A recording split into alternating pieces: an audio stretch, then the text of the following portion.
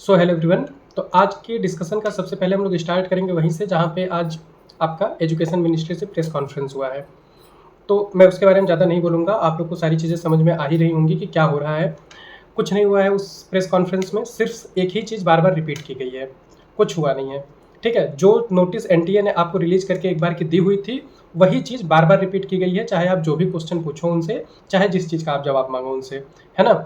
तो चाहे वो बार बार एक ही चीज़ रिपीट कर रहे हैं कि हम 1600 बच्चों को जस्टिस देंगे, बाकी लोगों को भी देने की कोशिश करेंगे, यही उनके कहने का मतलब है।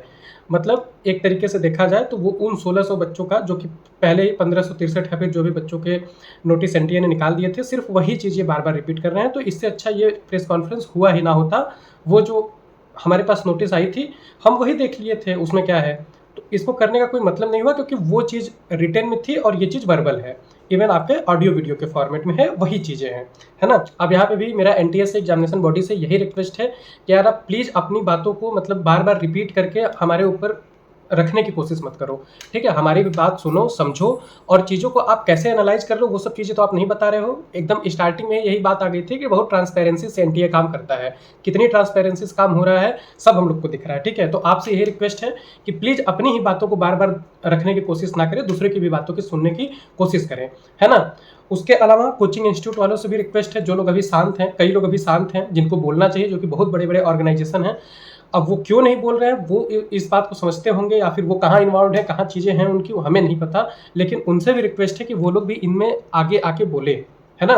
बहुत लोग बोल रहे हैं, अभी आगे हम बहुत सारे कोचिंग्स के नाम भी हैं। ठीक है, जैसे कि फिजिक्स वाला अलग पांडे सर हो गए, उसके बाद बीवाइज क्लासेस वाले हो गए, आगे अभी आपको बातें मैं करूंगा उस पर भी, है ना। तो ये लोग सब लोग बोल रहे हैं, तो आप लोग भी बोलिए, जो लोग शांत हैं वो लोग बोलें, छोटी बड़ी कोचिंग सब लोग बोलें, और सब लोग बातों को मीडिया में लेके आए, क्योंकि बात उतनी भी नॉर्मल है नहीं, है ना।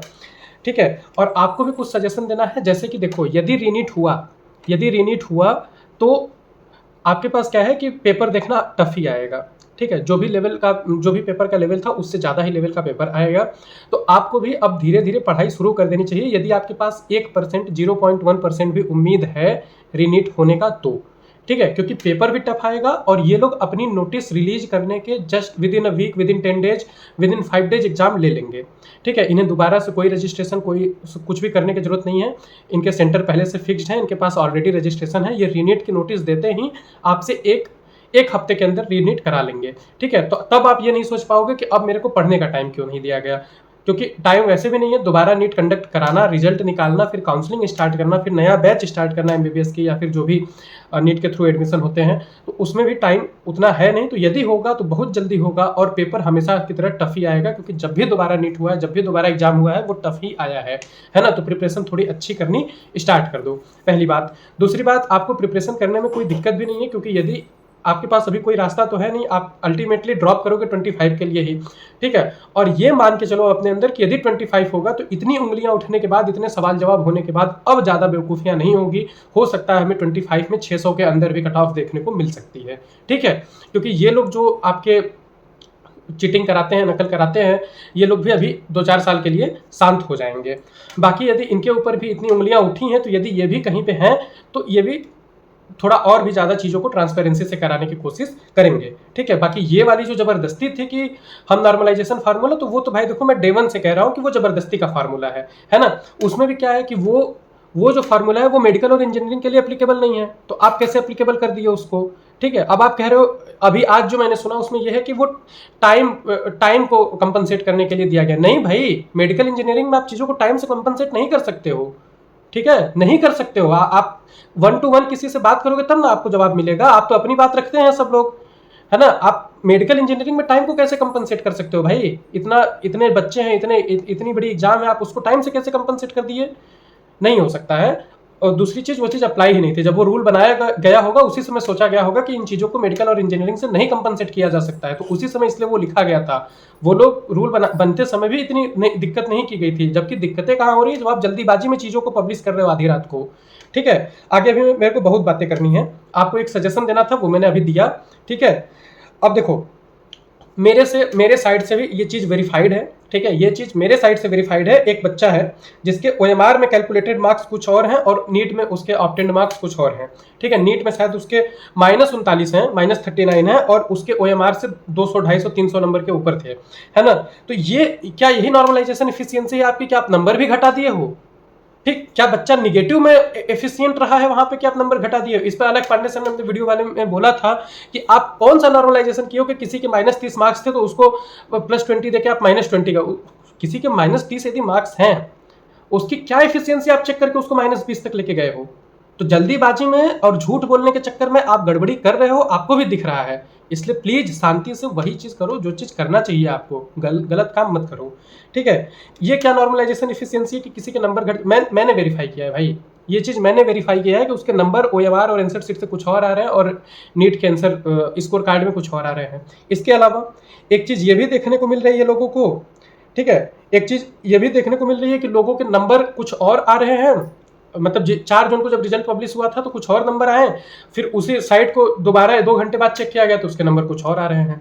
ये कौन सी बात हो रही है? आप रिजल्ट तो एक ही बार आप पब्लिश कर रहे हो ना, कि उसमें भी बार बार हेर फेर हो रहा है। अभी आप आज रिजल्ट पब्लिश कर दो तो उसमें भी नंबर और रैंक लोगों के चेंज हो जाए बिना किसी चीज के, ये भी दिक्कत है। हाँ, और मेरा ये कहना है कि ये जो 720 वाले हैं ना, जो हैं बच्चे आपके रैंक होल्डर्स हैं या फिर जो लोग डाउट में भी रखे गए हैं, उनके आप ओएमआर एक बार रिलीज कर दो, ठीक। आंसर सीट मेरे को आप दिए हो, आंसर मुझे पता है कौन से आंसर के कौन से कोड के हैं, एक बार आप ओएमआर रिलीज कर लो, मैं खुद कैलकुलेट कर लूंगा कि उनके रियलिटी में कितने मार्क्स आए हैं और आपने जो दिए हैं वो तो मेरे को दिख रहे हैं, ठीक। मैं ओएमआर से टैली करके खुद कैलकुलेट कर लूंगा और आपको आपकी नॉर्मलाइजेशन पॉलिसी की एफिशिएंसी का फार्मूला मैं निकाल के दे दूंगा एक बार के लिए, ठीक है। तो आपसे ये मेहनत हो नहीं पाएगा, आप वही करो, ठीक है, हम कर देंगे एक्सप्लेन। असम और नागालैंड स्टेट में जो है आपको ये डॉक्यूमेंट्स की बात हो रही है कि डॉक्यूमेंट्स लाओ, काउंसलिंग स्टार्ट करनी है, ये भी कोई बात नहीं हुई। ये तो एक तरीके से चीज़ों को आप जल्दीबाजी करवा रहे हो। हालांकि कुछ चीज़ें हैं हमारे फेवर में चल रही हैं, जैसे कि वेस्ट बंगाल में शायद काउंसलिंग पे स्टे लग चुका है, तो कुछ काफ़ी सारी चीज़ें हमारे फेवर में हैं, लेकिन ये लोग क्यों स्टार्ट कर रहे हैं काउंसलिंग? और असम नागालैंड अभी कैसे स्टार्ट करने लगा? उसको तो ऑल इंडिया के बाद करना चाहिए, जैसा मुझे पता है ऑल इंडिया कोटा के बाद ही स्टेट काउंसलिंग शुरू होती है। तो ये सब चीज़ें देखो जल्दीबाजी करने की बात है ना। इसके बाद मैं एक बार के लिए आपको गिनवा दूं जो चीज़ें मैंने आज तक मैंने नोटिस की है या फिर जो भी चीज़ मेरे संज्ञान में है। 718 719 मार्क्स आए हैं, एक्सप्लेन नहीं हो पा रहा है, आपके नॉर्मलाइजेशन पॉलिसी से भी नहीं एक्सप्लेन हो पा रहा है, ठीक है। AIR 62 से 69 तक सेम सेंटर पे थे, इसको कैसे एक्सप्लेन करोगे? इनके सरनेम नहीं थे जबकि इनके सरनेम है बाकी जगह पे, ये कैसे एक्सप्लेन करोगे? ठीक है। रजिस्ट्रेशन क्यों बीच में ओपन हुआ था? आप एक बार हमें यही दिखा दो कि उस वाले दिन पे जो रजिस्ट्रेशन हुए थे वो इनके कौन कौन से बच्चों के रजिस्ट्रेशन हुए थे, री रजिस्ट्रेशन जो आप ओपन किए थे, है ना। उसके बाद एज रिलेटेड क्राइटेरिया या फिर जो भी क्राइटेरिया आप लगाए हो एप्लीकेशन नंबर के सीरियल नंबर पे, आप ये कौन सा क्राइटेरिया हुआ? ये तो वाकई में वही बात हुई पर्ची उछाल के आप सिलेक्शन दे रहे हो बच्चों को, ठीक है। 13,373 क्लेम हुए हैं सिर्फ सिंगल फिजिक्स के क्वेश्चन पे, ठीक है। एक फिजिक्स का क्वेश्चन है उस पर 13,000 क्लेम हुए हैं। तो यहां से तो यही दिख रहा है हमें कि आपने 30 लाख रुपए सिर्फ एक क्वेश्चन से कमा लिए, उसके अलावा अभी कितने क्वेश्चन हुए होंगे हमें खुद नहीं पता, है ना। तो ये जो मैं बहुत शुरुआत से बोलता हूँ कि ये जो क्वेश्चन वहां पे अच्छे लोग बनाते हैं भाई, वो जानबूझ के 2-4 क्वेश्चन हो सकता है डाला जाता हो कि 200 रुपया मिलेगा मल्टीप्लाइड बाय इतना बड़ा नंबर, है ना। उसके बाद आओ ओएमआर मार्क्स, और ओएमआर के मार्क्स अलग आ रहे हैं, रिजल्ट में मार्क्स अलग आ रहे हैं, ठीक है। अलग अलग टाइम पे रिजल्ट चेक करने पे अलग अलग नंबर, अलग अलग रैंक आ रही है, ठीक है।